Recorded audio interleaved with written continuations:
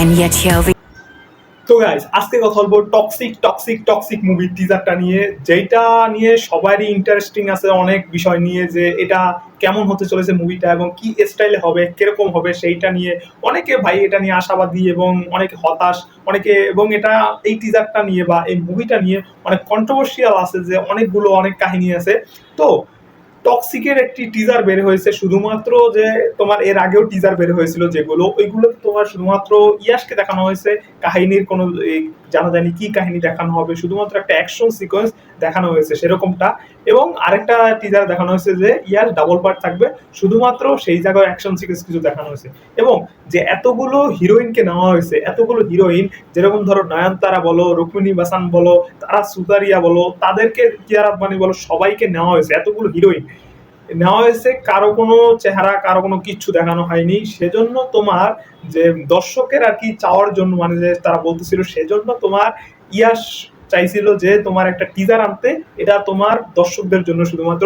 এবং এই টিজারে প্রত্যেকটা হিরোইনকে দেখানো হয়েছে, রুক্মিণী বাসান থেকে শুরু করে নয়নতারা, সব কয়টা হিরোইনকে দেখানো হয়েছে। তো গাইজ এই টিজারটা নিয়ে কথা বলার মতো কিছু নেই, এই টিজারটা আরো কয়েকদিন আগে এসেছে, আমি কথা বলিনি বিকজ অফ এই টিজারটা এমনি, বা টিজারটা না ভাই, এই মুভিটা নিয়ে পুরো কন্ট্রোভার্সিয়াল মুভি। কারণ এই মুভির হলো ডিরেক্টর হলো ঋতু মোহন দাস, হলো এই মুভির ডিরেক্টর। এবং তোমার এই ডিরেক্টর তোমার একজন মেয়ে, এবং একজন মেয়ে হয়ে যে এরকম ভাবে মেয়ের তোমার সেক্সুয়াল হ্যারাসমেন্ট, ভাই একটা যে জিনিস আছে সেইটাও মনে হয় সে ভুলে গেছে।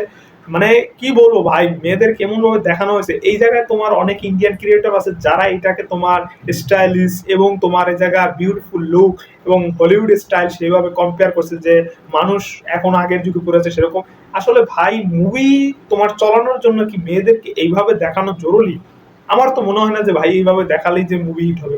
অন্য কোনো মুভি আছে না ভাই, তুমি ধরো সাধারণ একটা কম বাজেটের মুভিও তোমার বিশাল বড় ব্লকবাস্টার হিট হতে পারে, কোনো অ্যাকশন সিকোয়েন্স না কিছু না। এই জায়গায় তোমার তুমি মালায়ালাম ইন্ডাস্ট্রি ধরো ভাই, আঞ্জুমাল বয়েস, এই জায়গায় কোনো হিরোইন নেই, কোনো মেয়ে নেই ভাই, বিশাল বড় ইন্ডাস্ট্রি হিট। প্রেম আলু, তোমার প্রেম কাহিনী দেখানো হয়েছে, কোনো অ্যাকশন সিকোয়েন্স কিছু নেই, শুধুমাত্র কোনো নেই এই জায়গায় কোনো অ্যাডাল্ট সিন কিচ্ছু নেই, শুধুমাত্র তোমার রোমান্টিক লাভ স্টোরি দেখানো হচ্ছে, সেটা দিয়ে ইন্ডাস্ট্রি হিট হয়ে গেছে। 2018 মুভি। এই জায়গায় তোমার শুধুমাত্র সার্ভাইভার মুভি দেখিয়েছে, ইন্ডাস্ট্রি হিট মুভি ভাই। এইসব মুভির কথা কেন বললাম সেটা বলে রাখি, কারণ এইসব মুভি কম বাজেটের মুভি, এবং এইসব মুভিতে হিরোইন নাই বললেই চলে ভাই। হিরোইন আছে কিন্তু যে তাদের অত লাইমলাইটে দেখানো হয়নি, শুধুমাত্র কাহিনীর উপরে ফোকাস দেওয়া হয়েছে এবং সেইগুলো ইন্ডাস্ট্রি হয়েছে। তো ভাই এরকম তুমি এই মুভিটা হলো কানাডা ইন্ডাস্ট্রির মুভি, কানাডা ইন্ডাস্ট্রি তুমি কেজিএফ বলো ভাই, কেজিএফ যেটা ব্লকবাস্টার ইয়াসের রকিং স্টার ইয়াসের মুভি, সেই মুভিটাই তোমার হিরোইনকে কতটুকু দেখানো হয়েছে তুমি শুধুমাত্র এই যে নিজের কাছে প্রশ্ন করো ভাই। ইয়াসের টক্সিকের এই টিজারটা, লেডিস নামে টক্সিক টিজারটা, তোমার প্রথম থেকে শেষ পর্যন্ত নারীর অবমাননা, নারীকে ক্ষুণ্ণ করার বিষয়টাকে স্পষ্টভাবে দেখানো হয়েছে তোমার। এবং এই জায়গায় আমি কোনো ভাই যে তোমার অন্য কিছু বলবো না, যে ভাই বিভিন্ন ভালো হয়েছে খারাপ হয়েছে সেটা বলবো না।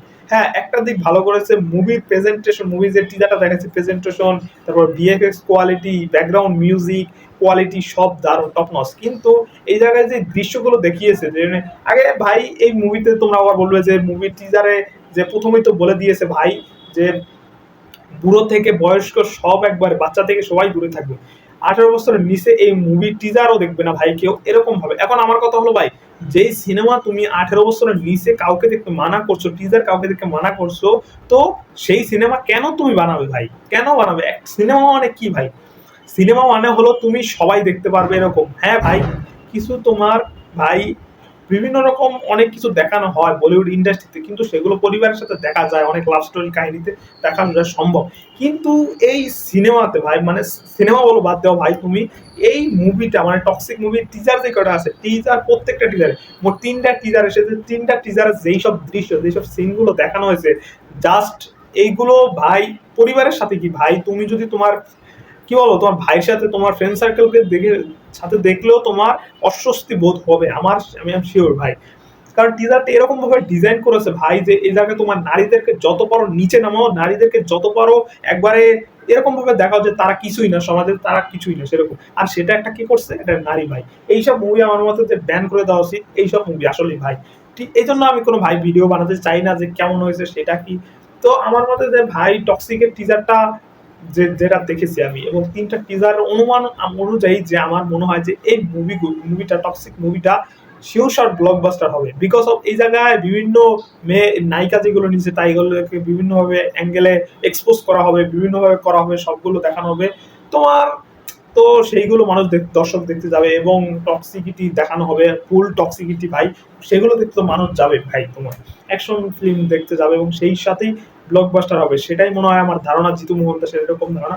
তো আমার মতে যে একজন নারী হয়ে যদি এরকম নারীর প্রতি সম্মান দেখানো না হয় ভাই, তাহলে এটার দুর্ভাগার মতো আর কিছু নেই ভাই।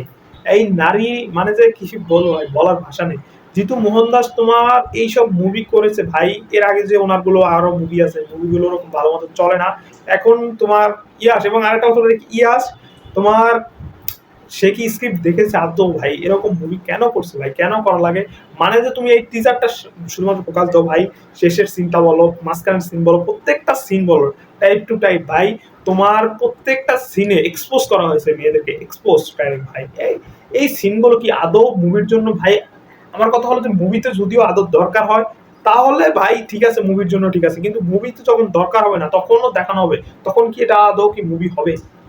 আমার প্রশ্ন সেটাই।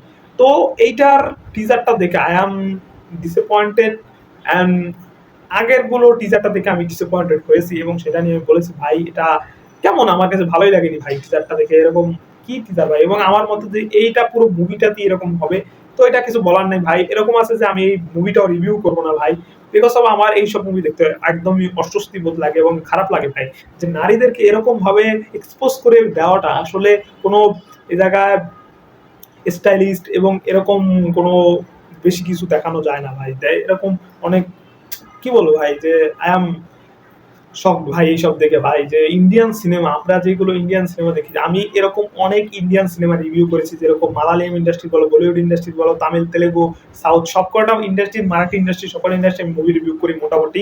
তো আমি প্রত্যেকটা মুভিতে ছোটখাটো সব বিষয় নিয়ে আলোচনা করি ভাই, যে পরিবারের সাথে তোমরা কোনটা দেখতে পারবে কি পারবে না।